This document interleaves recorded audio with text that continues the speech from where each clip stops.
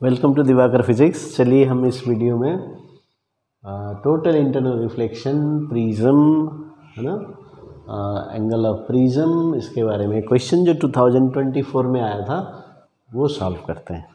तो कॉन्सेप्ट समझते हैं और याद रखिए जो टोटल इंटरनल रिफ्लेक्शन टॉपिक है वो हमेशा इम्पोर्टेंट रहता है, वो हमेशा क्वेश्चन रहेगा ही आपके लिए। ठीक है, तो अच्छा से कंसेप्ट क्लियर करेंगे तो आप कोई भी क्वेश्चन सॉल्व कर पाएंगे। तो चलिए हम इसको देख लेते हैं। 2024 शायद आपने भी सॉल्व किया होगा प्रीवियस ईयर क्वेश्चंस में। ये डायग्राम दिया है प्रिज्म का और कुछ क्वेश्चंस है यहाँ पर, है ना, तो हम सॉल्व कर लेते हैं।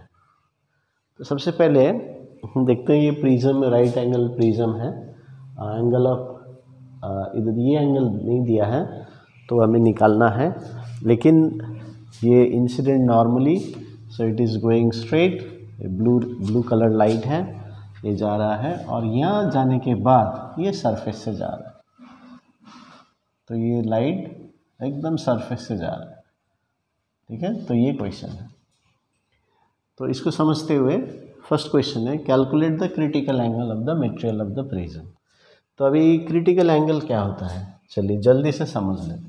जैसे क्या होता है, एक ये डेंसर मीडियम और रेयरर मीडियम। तो डेंसर मीडियम से जो लाइट जाता है ना, तो ये अवे फ्रॉम नॉर्मल जाएगा। देखिए ये रे जो है डेंसर टू रेयरर में जा रहा है, तो क्या हो रहा है, it goes away from normal. चलिए याद कीजिए, रिवीजन कीजिए। And the light ray goes from denser to rarer medium, it moves away from normal. तो ये अवे का मतलब क्या है कि ये स्ट्रेट जाना चाहिए ना, light travels in straight line. Compare to the original direction ये नॉर्मल से उस साइड में जाएगा, दूर जाएगा, नॉर्मल से दूर जाएगा। तो ये मतलब है। अभी यदि हम इसको एंगल बढ़ा देते हैं और एक रे ले लेते हैं सेकेंड रे, तो आई बड़ा होगा तो आर भी बड़ा होगा।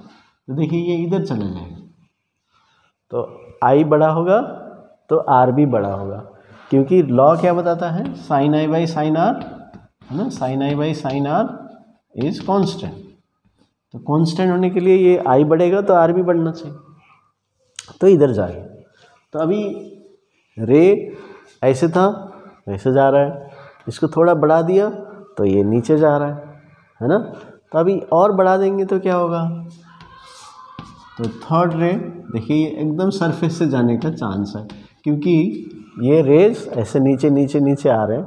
तो इसको भी हम बढ़ा देंगे तो एक रे ऐसा आएगा कि ये सरफेस से जाएगा। तो अभी सरफेस से जब जाएगा, है ना, तो सरफेस से जब जाएगा तो वही जो एंगल होता है, जो रे सरफेस से जा रहा है, उसको बोलते हैं क्रिटिकल एंगल। ये हो गया critical angle. So critical angle is the angle of incidence in the denser medium. देखिए रिपीट कीजिए मेरे साथ, angle of incidence in the denser medium. Critical angle is the angle of incidence in the denser medium for which the ray goes along the surface. And what is the angle of refraction?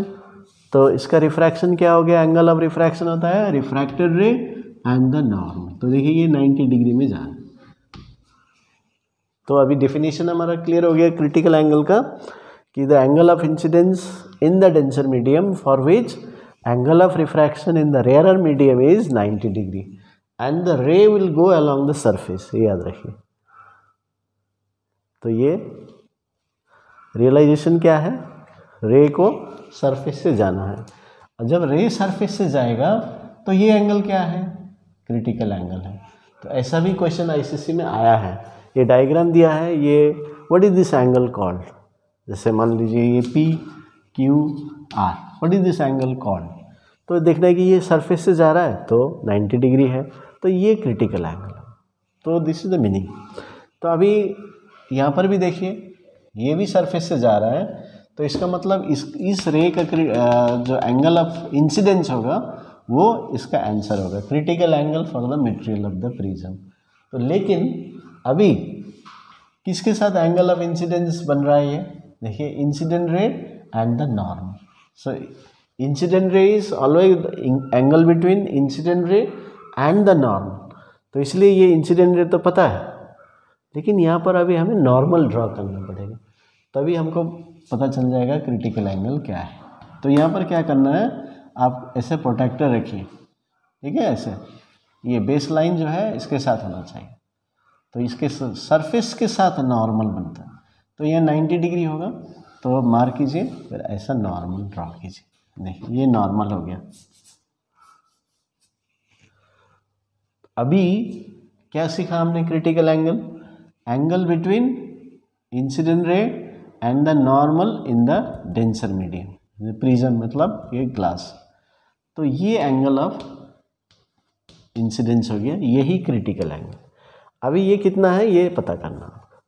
अभी देखिए यहाँ पर total दिया है 133, और ये normal हमने draw किया तो ये 90 डिग्री, यहाँ से लेकर यहाँ तक 90, तो यहाँ से लेकर यहाँ कितना होगा, तो critical angle is equal to 133 minus 90, तो 43 होगा।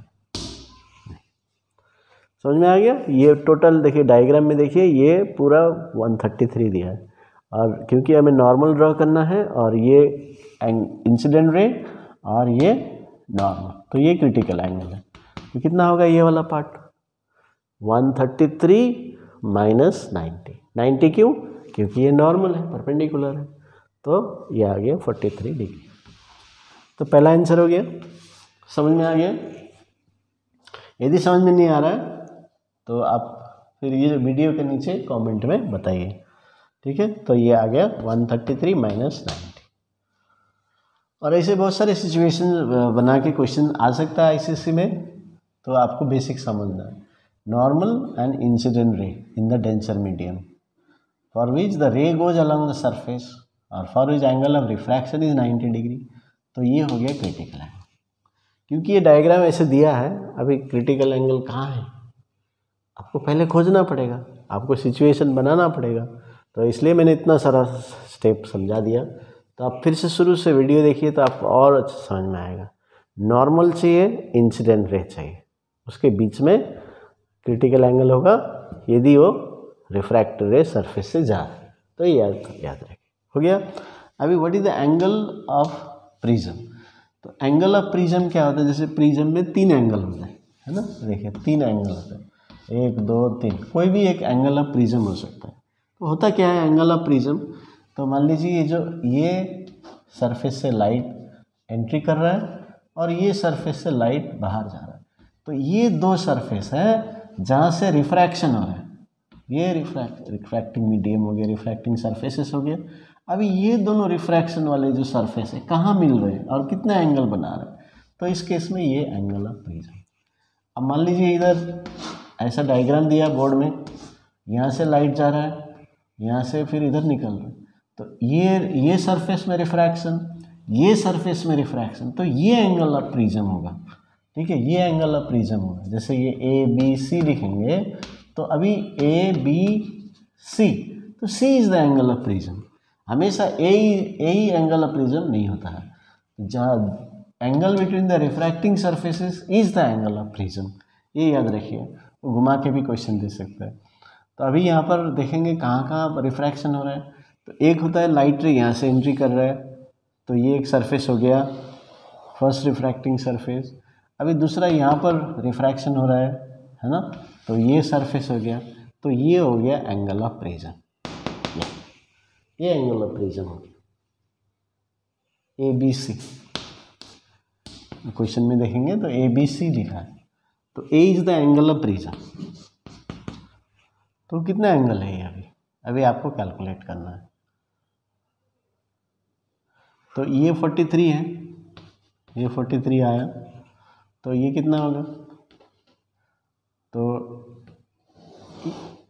आप चाहे तो इसको लेके कर सकते हैं, नहीं तो पूरा एंगल को ऐसे लेके भी कर सकते हैं। ये पूरा 133 था, तो ये कितना होगा, तो टोटल 180 माइनस 43 कर सकते, 133 कर सकते हैं, वो भी सही होगा।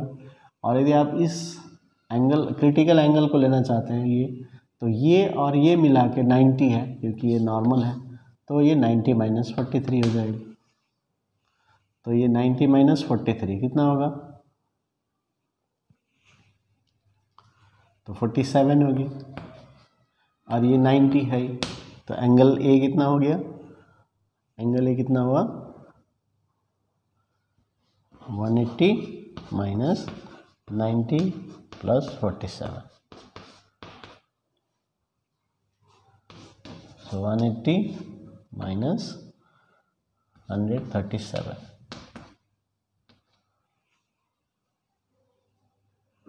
तो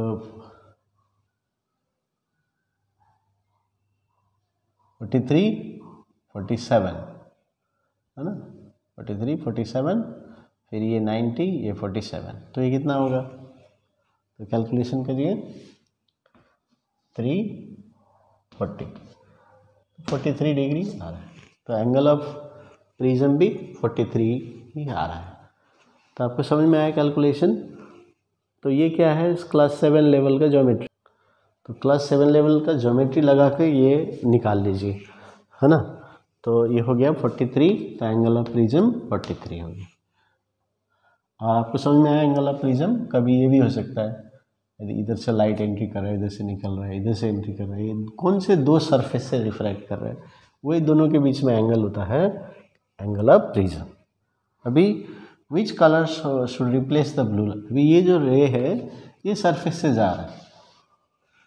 अभी देखिए यहाँ का पैटर्न में बता देता हूँ, ये जो रे है ना, ये सरफेस से जा रहा है, जैसे इसके जो नीचे है कम एंगल वाले हैं तो ये बाहर निकल जाएंगे। ये बहुत इंपॉर्टेंट पॉइंट है, इसमें भी क्वेश्चन आ सकता है, आप ध्यान दीजिए।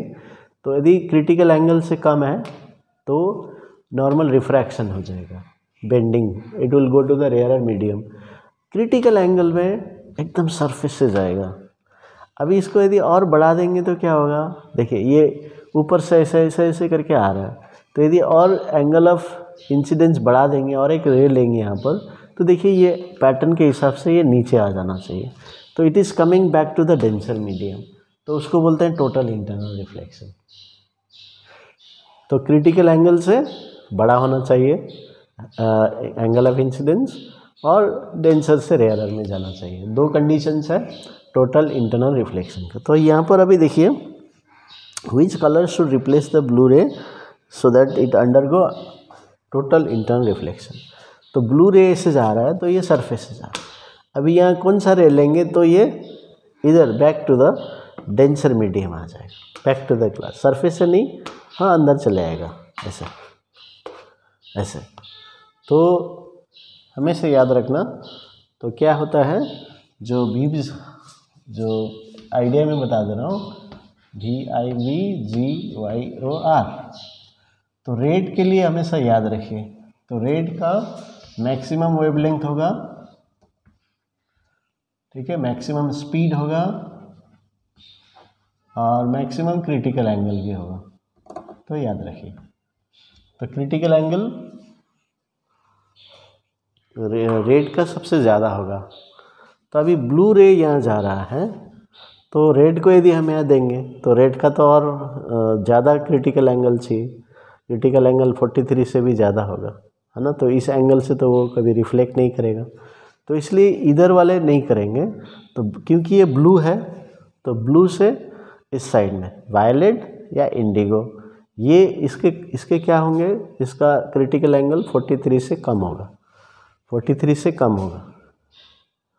तो मान लीजिए क्रिटिकल एंगल ऑफ इंडिगो ये 42 है, और यदि यहाँ से हम इंडिगो लाइट दे देंगे, वो हम 43 में दे रहे हैं ना, इसको रिप्लेस करना है, यानी कि ऐसे ही इंडिगो देना है। अभी क्रिटिकल एंगल 42 है, लेकिन ये इंडिगो के लिए 43 में इंसिडेंट कर रहा है, तो 43 इसका मतलब क्रिटिकल एंगल से ज़्यादा होगा, तो वो रिफ्लेक्ट हो जाएगा। तो आपका आंसर होगा इंडिगो।